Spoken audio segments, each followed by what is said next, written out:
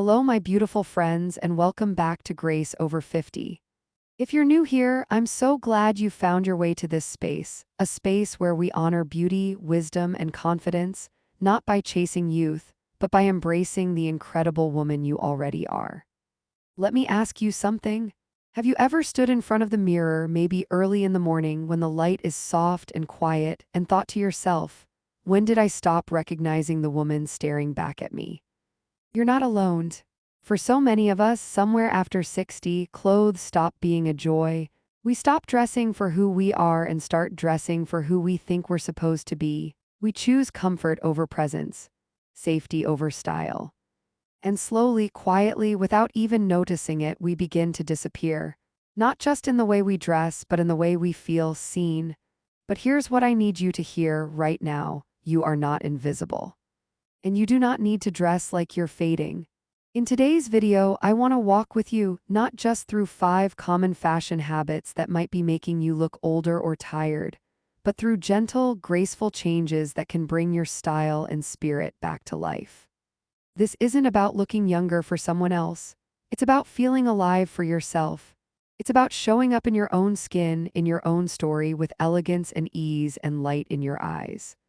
So grab your favorite cup of tea, cozy in, and let's begin this journey, because your best style isn't behind you. It's just waiting to be remembered. Let's start with something we don't often talk about. Not fashion, not trends, but the quiet shift that happens inside so many of us after 60. It starts small. Maybe your body begins to change in ways you didn't expect. Your waist softens, your shoulders slope. You walk past a mirror one day and instead of adjusting your lipstick or smoothing your blouse, you look away because for a second you're not sure who's looking back. And so, without realizing it, you start dressing not to express yourself but to disappear. You reach for looser clothes, darker colors, anything that says, don't look too closely. I'm tired, I'm older, I'm fine fading a little. But the truth is, you're not meant to fade. Oversized sweaters, shapeless tunics, long cardigans that hang like curtains, they're not just hiding your figure, they're hiding you. I see it all the time. Women who used to light up a room now covering their light in baggy fabrics out of modesty or safety or maybe just habit. We tell ourselves it's comfort, but more often it's camouflage. And here's the thing no one ever tells us. Style after 60 isn't about covering up. It's about coming home to yourself. Let me be clear, you do not need to wear tight, skimpy clothes. You don't need to chase trends or shrink into some version of yourself that no longer fits your life. But you do need structure, shape, intention, because when you wear clothes that mirror the lines and softness and elegance of your body, you're not just dressing well. You're reminding yourself and the world that you're still here, still radiant, still worthy of being seen. Let's look at what that means in real life. Instead of hiding in long, draping tunics, try a fit-and flare dress that gently hugs your waist and flows over your hips. It doesn't scream for attention, it whispers grace. Replace those bulky cardigans with a cropped jacket or a belted wrap that defines your silhouette without clinging. Swap out shapeless pants for straight-leg trousers with a bit of stretch and a smooth waistband that flatters without effort. Even a small shift like tucking in one side of your blouse or choosing a neckline that opens up your collarbone can transform not just how you look, but how you carry yourself. And that's the real magic. It's not about the clothes. It's about the woman wearing them and whether or not she remembers her own reflection. So if you've been dressing to disappear, I invite you to try something new. Dress to be seen, because you are still worthy of visibility. Not in spite of your age, but because of it. Now that we've talked about the emotional reasons, so many of us start to dress in ways that make us feel smaller or invisible. Let's gently explore the habits we fall into that are unknowingly aging us. And I say gently because these are not fashion crimes, they're survival strategies. They come from a place of comfort, of familiarity. But sometimes what once comforted us now holds us back. Let's start with one of the most common. Wearing outdated or overly busy floral prints. Now don't get me wrong, I love a good floral. There's nothing more timeless and feminine, but not all florals are created equal. You know the ones I mean. Tiny, ditzy patterns that look like grandma's wallpaper. Loud tropical blooms that swallow your frame. Prints with so many competing colors you don't know where to look. At first glance, these may feel cheerful or nostalgic. But here's what they're often doing instead. They overwhelm your face. They pull focus away from you. And worst of all, they anchor you to a version of style that hasn't evolved in decades. It's not about avoiding prints altogether. It's about being intentional. Your wardrobe should never wear you. You should wear it with clarity, softness, and grace. So how do you shift? Try soft watercolor florals in muted tones. Prints that blend, not clash. Tone-on-tone textures like ivory on cream or navy on white that bring elegance without shouting. Even abstract or painterly designs can feel modern and artistic when they leave room to breathe. Here's a little test. Hold a printed blouse up to your face in the mirror. If the first thing you notice is the pattern, not your eyes, not your smile, then it's probably not serving you. The right print should enhance your features, not erase them.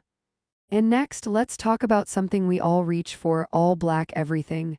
Black is safe, black is easy, black goes with everything. We've all heard it, believed it, lived by it, but black isn't always the friend we think it is. Especially as we get older, black can be draining. It absorbs light. It deepens shadows on the face. If your skin has softened or your hair has gone lighter, black can create harsh contrast that exaggerates lines, dulls your eyes, and flattens your natural glow. Now don't panic, you don't have to give up black entirely, but softening it, balancing it, and rethinking how you wear it can make a world of difference. Try this. Pair your black pants with a blush-toned blouse or soft ivory knit. Drape a colorful scarf near your face. Trade the head-to-toe black for deep navy, warm taupe, or even emerald green, still elegant, still grounding, but far more flattering. And if you love black because, hey, it's chic, then play with textures. Matte and shiny, cotton and silk, structured and soft. Create contrast within the black so your outfit has depth and your face has life. It's not about banning black. It's about inviting more light into your style, literally and emotionally. And now, let's walk into the most overlooked culprit: outdated denim and ill-fitting pants. Jeans are such a staple. We've worn them our whole lives. But sometimes, we're still wearing the same cuts we loved 20 years ago, without noticing how time and our bodies have moved on. I see it everywhere. Bulky high-rise mom jeans that bunch at the hips. Baggy pants that pool around the ankles. Denim with too much fading, distressing, or rips that once looked cool but now just feel juvenile or messy. The problem isn't denim. The problem is not updating denim. Here's the shift. Look for slim straight-leg jeans with a hint of stretch, easy to move in, flattering, and timeless. Choose a dark wash that elongates your legs and instantly polishes your look. Try cropped pants that hit just above the ankle. They reveal the most delicate part of your leg and feel fresh. And don't forget classic trousers in neutral tones. They go beautifully with both blouses and sweaters, and they elevate everything. And shoes matter here too. A pointed flat or low heel can completely shift how your pants fall and how your whole silhouette moves. We'll talk more about shoes in the next part, but for now, remember this. Your pants shouldn't remind you of who you used to be. They should support who you are now: comfortable, elegant, present. We've talked about clothing. The prints we choose, the colors we hide behind, the pants we've held onto for far too long. But there's one area we often forget to examine. One that quietly impacts how we walk into a room, how we carry ourselves, how we're perceived before we even say a word. Shoes. Now I want to say this with all the compassion in the world. Because I get it, after 60, comfort matters more than ever. Foot pain is real. Arthritis, balance, bunions, swelling, all of it is valid. You deserve shoes that support you. But here's what I want you to consider. Comfort does not have to come at the cost of style. And style does not have to punish your feet. What I see far too often are women who have defaulted to orthopedic-looking shoes, thick soles, wide shapes, clunky designs that scream function only. Shoes that might feel safe but make you look older than you feel. And that's a shame. Because a beautiful pair of shoes doesn't just change your outfit, it changes your energy. Let's paint a picture. You're wearing a well-fitted blouse, a sleek pair of pants, a flattering color near your face, and then you look down. Heavy, bulky shoes with thick Velcro straps. It weighs you down. Literally, visually, emotionally, the silhouette breaks. Your posture changes, and suddenly you're not walking into the day, you're retreating from it. But it doesn't have to be that way. There's an entire world of footwear now designed specifically for women like us who want support and sophistication, who want to feel grounded but still graceful, who want to move through life with confidence and comfort at the same time. So let's talk solutions. Here's what works beautifully. Low block heels, sturdy enough for stability but with a feminine shape that elongates the leg. Sleek loafers, structured, supportive, and endlessly elegant. Almond toe ballet flats with cushioned soles and arch support built in. Fashion-forward sneakers with slim profiles, neutral tones, and orthopedic comfort that no one would guess is orthopedic. Soft leather or suede materials that move with you, breathe with you, and add instant polish to any outfit. And the little details make a big difference. A cutout at the side, a decorative buckle, a touch of gold at the toe. These are not frivolous things, they're visual cues that say, I still care, I still see myself. And here's another tip. If you've been in clunky shoes for a while, don't try to change everything overnight. Start small. Try wearing your new pair around the house first. Notice how they make you stand taller, how your steps feel lighter, how your reflection shifts when your shoes say presence instead of practical only. Because here's the truth no one talks about. Your shoes are the punctuation at the end of your style sentence. You can say all the right things with your clothes, but the wrong shoes will change the tone completely. And you, my dear, deserve to walk with a tone of pride, of beauty, of ease. So the next time you go to put on those old orthopedic slip-ons, pause, ask yourself not just, will these be comfortable, but also, do these reflect how I feel about myself today? Because if you've taken the time to care for everyone else, it might just be time to care for how you carry yourself, and that begins with one step, literally. Let's pause for a moment, not to think about clothes or shoes or colors, but to reflect on something deeper. Style at this stage of life is no longer about impressing anyone. It's no longer about chasing trends, fitting in, or pleasing the outside world. It's about coming home to yourself. For so long, we've been told that aging means becoming invisible, that after a certain number we're meant to shrink. Blend in, quiet down, but you didn't come this far just to fade. You've lived, you've carried others. You've endured heartbreaks, raised families, led careers, healed, laughed, started over. You're not invisible, you're powerful. And what you wear can either reflect that power or mute it. That's why I believe that style after 60 isn't frivolous. It's not vain, it's an act of self-respect. When you take the time to choose pieces that fit, flatter, and reflect who you are today, you're not trying to look 30 again. You're honoring the woman who's earned every soft line on her face. The woman who's still curious, still radiant, still growing. And here's the beautiful truth, you don't need a whole new wardrobe to do that. You just need a few things that feel like you. Maybe it's a blouse in the perfect shade of soft lavender. Maybe it's a structured jacket that instantly lifts your posture. Maybe it's one great pair of pants that makes you want to stand tall again. Maybe it's the decision to let go of a piece of clothing that no longer represents who you are. Because your closet should feel like a reflection, not a resignation.